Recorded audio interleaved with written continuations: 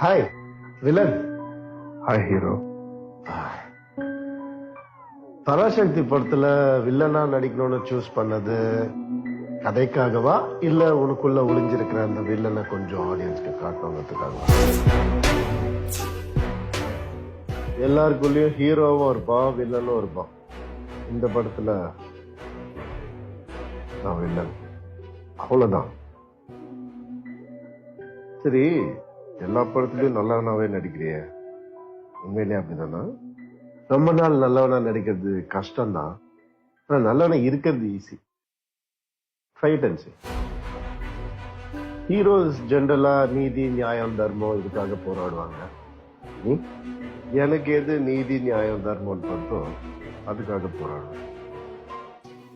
நான் என்ன கேட்கணும்னு நினைக்கிறேன்னா, இந்த ஒர்க் லைஃப் அண்ட் பர்சனல் லைஃப எப்படி பேலன்ஸ் பண்றீங்க ஹீரோ?